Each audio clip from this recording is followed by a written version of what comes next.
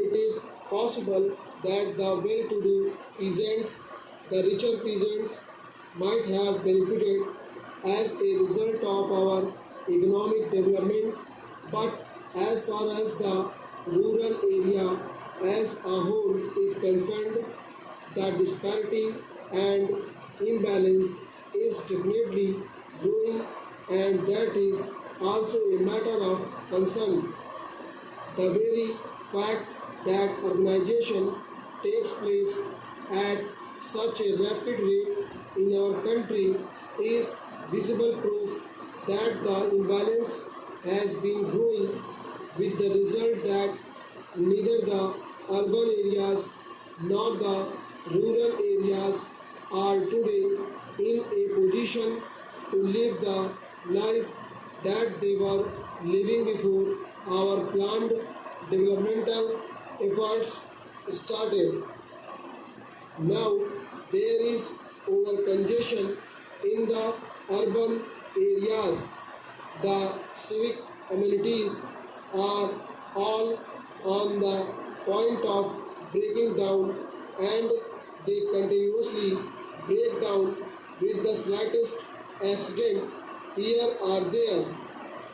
The slums are increasing at a rapid rate, and unemployment is increasing.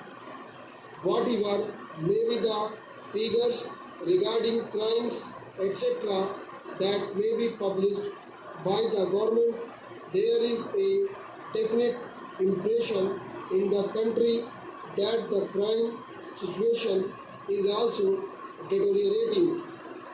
That is because of the congestion in the urban areas, because of the difficulties due to lack of resources.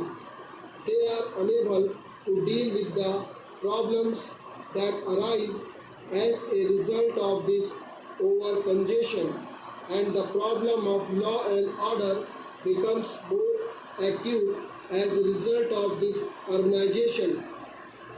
Thirdly, the question of unemployment has also taken a rather serious turn, and when the government spokesman addresses mobilized to others regarding the agitation against high prices and higher taxes, they completely forget that year by year one earner has to support more and more people, and we have got the authority of no less a person than the planning minister himself to say that the real income of the earner, at least in the lower income groups, has not risen, and in spite of that, that earner has to support a larger and larger number of dependents.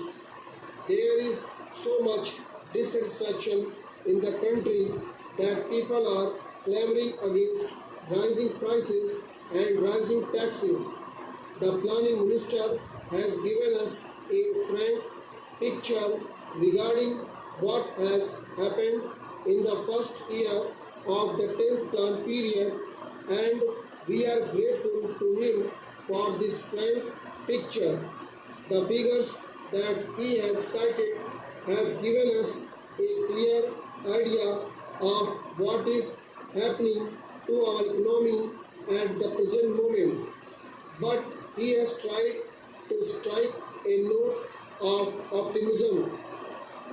He has tried to explain the reasons that are responsible for this state of affairs, and he has also indicated that the Planning Commission is conscious of all these drawbacks.